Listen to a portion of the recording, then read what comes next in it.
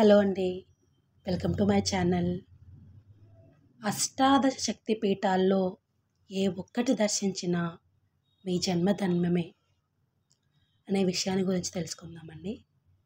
వీడియోలోకి వెళ్ళే ముందు ప్లీజ్ నా వీడియోని లైక్ చేయండి. మీరు చేసే చిన్న లైక్ నా ఛానల్ గ్రోత్ అవడానికి యూజ్ అవుతుందండి. ఇక లేట్ చేయకుండా వీడియోలోకి వెళ్దాం. మన హిందూ ధర్మంలో అష్టాదశ శక్తి పీఠాలలో ఎంతో భక్తి శ్రద్ధలతో పూజిస్తారు. సాక్షాత్ శ్రీ ఆది పరాశక్తి శక్తి రూపాలే ఈ అష్టాదశ శక్తి పీఠాలని భక్తుల యొక్క ప్రగాఢ నమ్మకం. అయితే శక్తి పీఠాల ఉద్భవం వెనుక ఒక విషాద గాథ ఉన్నట్లు మన పురాణాల్లో తెలుపుతున్నాయి. ఆ గాథలు ఏవి, ఆ శక్తి పీఠాలు ఎక్కడెక్కడ కొలువు తీరాయి, ఆ పీఠాల వెనుక విశిష్టత గురించి మనం ఇప్పుడు తెలుసుకుందాం. అఖండ భారతావని అంతా వ్యాపించి ఉన్న ఆ అష్టాదశ శక్తి పీఠాలు సాక్షాత్ సతీదేవి యొక్క శరీర భాగాలుగా మన పురాణాలు తెలుపుతున్నాయి. బ్రహ్మదేవుడి కుమారులలో ఒకరైన దక్ష ప్రజాపతికి 53 కుమార్తెలు ఉండేవారు. వారిలో 27 చంద్రుడికి, 13 మందిని కశ్యప మహర్షికి, 10 మందిని ధర్మునకు, ఒక ఆమెను పితరులకు, ఒక ఆమెను అగ్నికి ఇచ్చి వివాహం చేశారు. మిగిలిన కూతురే సతీదేవి.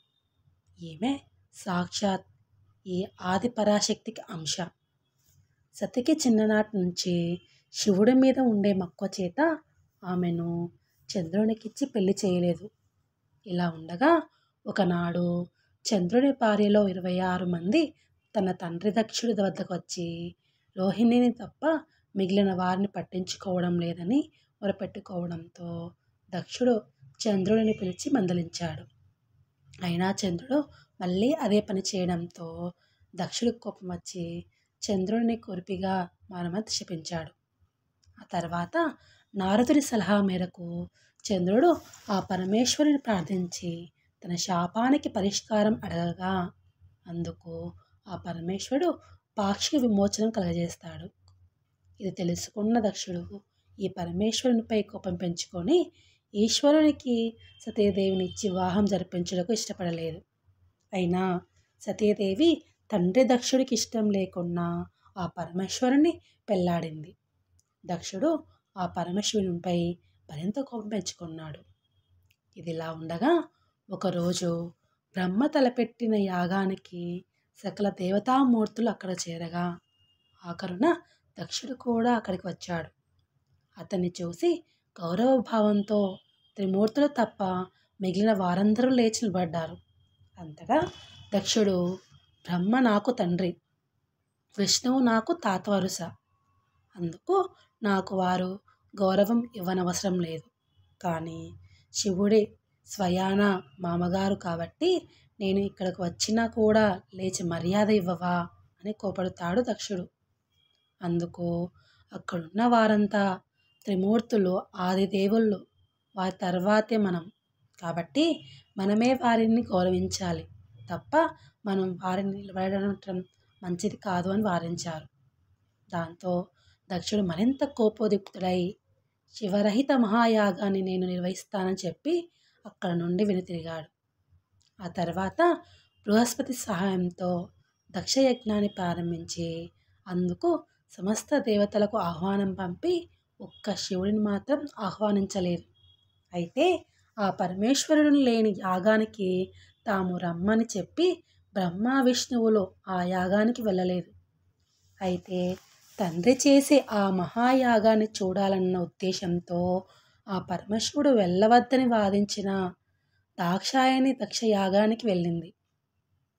అక్కడ దక్షుడు సతీని శివుడిని ఘోరంగా అందరి ముందు అవమానించాడు. దాంతో సతీదేవి కోపంతో హోమంలోకి దూకి ఆత్మాహుతి చేసుకుంది. ఈ విషయం తెలుసుకున్న ఆ రుద్రుడు తన యొక్క సమస్త గణాలను పంపగా వారు దక్షయజ్ఞాన్ని నాశనం చేసి దక్షుణ్ణి సంహరించారు. ఆ తర్వాత జరిగిన పరిణామాన్ని మన పెద్దలు 2 కథలుగా చెబుతారు. ఒక కథ ఏమిటంటే ఆ పరమేశ్వరుడు సతీదేవి శరీరాన్ని తీసుకెళ్తున్న సమయంలో ఆ తల్లి శరీర భాగాలు పడ్డ చోట శక్తి పీఠాలుగా వెలిశాయని చెబుతుంటే, మరో కథ ప్రకారం శివుడు సతీ వియోగం దుఃఖం తీరక ఆమె శరీరాన్ని పట్టుకుని ఉండిపోయి జగద్రక్షణ కార్యాన్ని విస్మరించడంతో సకల దేవతల ప్రార్థనలతో శ్రీ మహావిష్ణువు సతీదేవి శరీరాన్ని తన సుదర్శన చక్రంతో ముక్కలు చేసి శివుడిని కర్తవ్యున్ని చేశాడు.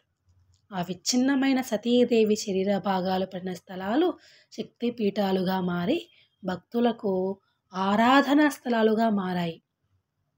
ఈ శక్తి పీఠాల యందు దాక్షాయణి మాతకు తోడుగా శివుడు కూడా వెలసి సకల జనులకు దర్శనమిస్తున్నాడు. ఈ శక్తి పీఠాలు భారతదేశంతో సహా శ్రీలంక, పాకిస్తాన్, నేపాల్ వంటి 3 దేశాల్లో కూడా ఉన్నాయి. ముఖ్యంగా సతీదేవి శరీరం 18 ముక్కలై 18 ప్రదేశాల్లో పడ్డాయని, వాటిని అష్టాదశ శక్తి పీఠాలు అంటారని మన పురాణాలు తెలుపుతున్నాయి. అయితే కొన్ని గ్రంథాల ప్రకారం ఈ శక్తి పీఠాలు 51 అని, మరికొంతమంది 108 అని వారించిన ఆది శంకరాచార్యుల వారు రచించిన శ్లోకం ఆధారంగా చూస్తే శక్తి పీఠాలు 18 మాత్రమే ఉన్నాయని తెలుస్తుంది. అయితే 18 శక్తి పీఠాలలో ఒకటి పాకిస్తాన్ ఆక్రమిత కాశ్మీర్లో వెలిసింది, మరొకటి శ్రీలంకలో ఉండగా మిగతా 16 శక్తి పీఠాలు మన భారతదేశంలోనే ఉన్నాయి. వీటిని మహాశక్తి పీఠాలు అని కూడా అంటారు. ఆ శక్తి పీఠాలేంటో, అవి ఎక్కడెక్కడ వెలిశాయో తెలుసుకుందాం. 1వ శక్తిపీఠం శాంకరీదేవి ఆలయం. ట్రింకోమలి శ్రీలంకలోని ఒక కొండపై శిథిలాలయాన్నే శాంకరీదేవి కొలువై ఉన్న ప్రదేశంగా భావిస్తున్నారు. ఈ ఆలయం యొక్క ఆనవాళ్లు పోర్చుగీసుల యొక్క దాడి కారణంగా కనిపించటం లేదు. 2వ ఆలయం కామాక్షిదేవి ఆలయం కాంచీపురం, తమిళనాడులో ఉంది. ఇక్కడ సతీదేవి యొక్క వీపు భాగం పడినట్టు చెప్పే ప్రదేశం. ఇక్కడ అమ్మవారు కామాక్షి రూపంలో కొలువై ఉంటుంది. 3వ శక్తి దీపం అమ్మవారి ఉదర భాగం పడిన చోటు ప్రద్యుమ్నం. ఈ శృంఖలాదేవిని అక్కడి వారు చోటిల్లా మాతగా పూజిస్తారు. పాండువాసే అసలైన శివక్షేత్రమని ఇది పశ్చిమ బెంగాల్లో వెలిసి ఉంది. చాముండేశ్వరి దేవి ఆలయం మైసూరు చాముండి పర్వతాలపై కర్ణాటకలో ఉంది. ఈ ప్రదేశంలో ఆ పరమేశ్వరుడి రుద్రతాండవంలో అమ్మవారి కురులు ఊడి ఈ పర్వతాలపై పడ్డాయని స్థల పురాణం చెబుతుంది. జోగులాంబాదేవి మన రాష్ట్రంలో వెలిసిన 4 శక్తిపీఠాల్లో మొదటిది జోగులాంబ శక్తిపీఠం. ఇది అలంపూర్, తెలంగాణ రాష్ట్రంలో ఉంది. సతీదేవి ఖండితాంగాలలో పైవరుస దంతాలు దవడ భాగం పడినట్లు చెప్పే చోటు. భ్రమరాంబికాదేవి శ్రీ మహావిష్ణువు యొక్క విష్ణు చక్రంతో ఖండింపబడిన సతి మెడ భాగం పడిన ప్రదేశమే శ్రీశైలం, ఆంధ్రప్రదేశ్లో ఉంది. అయితే ఇక్కడే పరమేశ్వరుని యొక్క 12 జ్యోతిర్లింగ క్షేత్రం కూడా ఉండడం వల్ల ఈ ప్రదేశాన్ని దర్శించుకుంటే పునర్జన్మ ఉండదని ప్రతీతి. మహాలక్ష్మీదేవి ఆదిపరాశక్తి అంబాబాయిగా కొల్లాపూర్, మహారాష్ట్రలో వెలిసింది. ఇక్కడ సతీదేవి నేత్రాలు పడ్డాయని చెబుతారు. రేణుకాదేవి మహారాష్ట్రలోని నాందేడ్ సమీపంలో మహూర్ క్షేత్రంలో వెలిసిన తల్లి రేణుకాదేవి ఇక్కడి వారు ఈ తల్లిని ఏకవీరికాదేవిగా కొలుస్తారు. సతీదేవి కుడి చేయి ఇక్కడ పడి ఏకవీరాదేవిగా భక్తుల నుండి పూజలు అందుకుంటుంది. మహాకాళికాదేవి మధ్యప్రదేశ్లోని ఉజ్జయిని ప్రదేశంలో సతీదేవిపై పెదవి ఊడిపడిందని దేవీ భాగవతం తెలుపుతోంది. ఇక్కడ ఈ తల్లి మహాంకాళి రూపంలో ఆ నగరాన్ని రక్షిస్తోందని ప్రతీతి. పురుహుతికాదేవి పురాణ ప్రసిద్ధిగాంచిన పుణ్యక్షేత్రం పిఠాపురం, ఆంధ్రప్రదేశ్లో ఉంది. ఇక్కడ సతీదేవి పీఠభాగం పడిన చోటు కాబట్టి ఈ ప్రదేశాన్ని పిఠాపురం అని పేరు వచ్చిందని పురాణాలు తెలుపుతున్నాయి. ఒడిషా జాజ్పూర్లో వెలసిన తల్లి గిరిజాదేవి. ఇక్కడ అమ్మవారి నాభి భాగం పడిందని ప్రతీతి. గిరిజాదేవిని అక్కడి స్థానికులు విరిజాదేవిగా కొలుస్తారు. మాణిక్యాంబాదేవి. ద్రాక్షారామం ఆంధ్రప్రదేశ్లో సతీదేవి ఎడమ చెంప భాగం పడినట్లు ఈ ప్రదేశాన్ని ద్రాక్షారామంగా దక్షవాటికగా పిలిచే ఈ గ్రామం పంచారామ క్షేత్రంగా వెలిసింది. కామరూపాదేవి.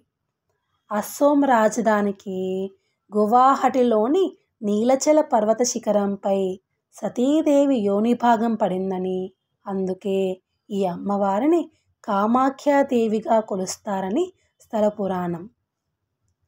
మాధవేశ్వరీదేవి. అమ్మవారి కుడి చేతి వేళ్ళు ప్రయాగ ఉత్తరప్రదేశ్లో పడినట్లు చెబుతారు. ఇక్కడ సతీదేవిని అలోపీదేవిగా కొలుస్తారు. ఈ ఆలయంలో విగ్రహం ఉండదు. 4 దిక్కుల సమానంగా కట్టిన పీఠం మాత్రమే ఉంటుంది. వైష్ణవీదేవి. కాంగ్రా జ్వాలాముఖి హిమాచల్ ప్రదేశ్లో వెలసిన దేవి వైష్ణోదేవి. ఇక్కడ అమ్మవారి నాలుక పడిందని చెబుతారు. ఇక్కడ అమ్మవారు జ్వాలాముఖిగా భక్తులకు దర్శనమిస్తుంది. స్వర్ణమంగళాదేవి.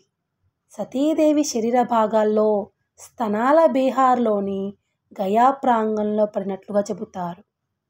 ఈ అమ్మవారే మంగళగౌరీదేవి.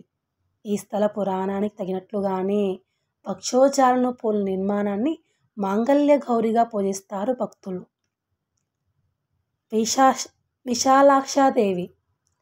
సతీదేవి మణికర్ణిక అంటే చెవి భాగం వారణాసి ఉత్తరప్రదేశ్లో పడిందని, ఈ ప్రదేశం కాశీలోని విశ్వేశ్వరుడి ఆలయ సమీపంలో ఉన్నట్టు స్థల పురాణం తెలుపుతుంది. సరస్వతీదేవి. పాక్ ఆక్రమిత ప్రదేశమైన కాశ్మీర్లోని ముజఫరాబాదుకు దాదాపు 150 కిలోమీటర్ల దూరంలో ఈ శక్తిపీఠం ఉండేదని చెబుతూ ఉంటారు. ఇవి అండి అష్టాదశ శక్తిపీఠాల యొక్క ప్రాముఖ్యత. మీకు కనుక నా వీడియో నచ్చితే ప్లీజ్ లైక్ చేయండి, షేర్ చేయండి, సబ్స్క్రైబ్ చేయండి. Thank you.